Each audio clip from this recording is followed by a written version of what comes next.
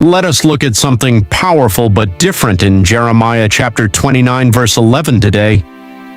Have you noticed that whenever people quote Jeremiah 29:11, it usually comes with pictures of earthly prosperity? Assurance of new houses, cars, weddings, business success, or some major breakthrough after seasons of struggle. For I know the thoughts that I think toward you, says the Lord, thoughts of peace and not of evil, to give you a future and a hope. And there is nothing wrong with expecting blessings from God. But I want to ask a question. What if we spent more time reading that verse in its actual context? Because when God spoke those words, his people were in a particular condition. They were captives. Think about that. Israel had been carried into Babylon, away from home, away from Jerusalem, away from everything familiar. And for many of them, Babylon was not just a location. Babylon felt like loss of freedom, loss of certainty, loss of what life was supposed to look like. And maybe that is why this matters, because many people listening know what it feels like to live in a kind of Babylon, not a physical one, but seasons where life does not look the way you expected, prayers you thought would already be answered, dreams that seem delayed, questions you still carry, moments where you quietly ask, God, where are you in all of this? That was Israel. And if you read the chapter carefully, something interesting happens. Before Jeremiah 29:11, God tells them something many people skip over. In Jeremiah 29:10, he says, "After 70 years are completed at Babylon, I will visit you and perform my good word toward you." 70 years. That was not immediate rescue.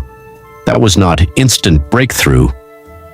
God was telling them, you are still in captivity, and you will remain there for a while, but I have not forgotten you. Then comes verse 11, "For I know the thoughts that I think toward you." Notice he did not say, "You know the plan." He said, "I know." Because sometimes God sees what we cannot. Sometimes God is working while nothing around us seems to move. Now let us go a little deeper. Because Babylon was not only Israel's story, Babylon becomes a picture of separation, distance, being away from where you were meant to be. And suddenly my mind goes all the way back to the beginning, back to Eden, back before sin entered. Because man once had a place with God. In Genesis, Adam and Eve lived in fellowship with him. No fear, no shame, no separation. God was with man, and man was with God. That was the original picture.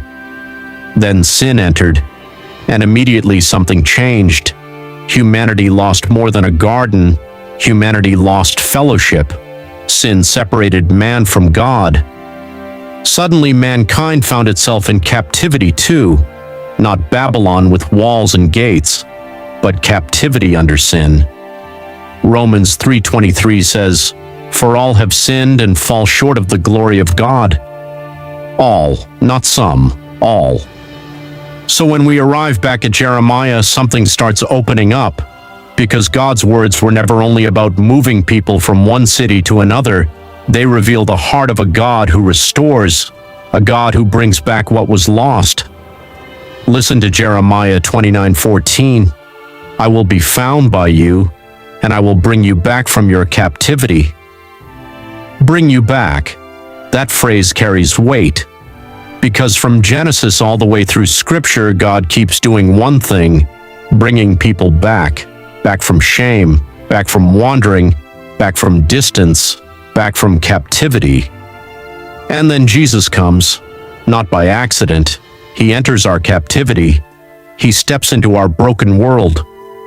John says, "And the Word became flesh and dwelt among us." He came where we were. He entered human pain. He entered our separation. And on the cross, Jesus was doing more than making life easier. He was making a way back to the Father, back to fellowship, back home. That is why Jesus later says, I go to prepare a place for you.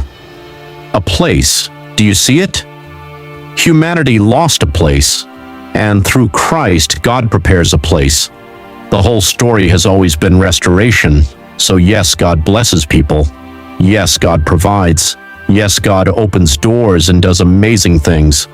But Jeremiah 29:11 goes deeper than material comfort, because the greatest future God gives is eternity, and the greatest hope God gives is assurance in Him.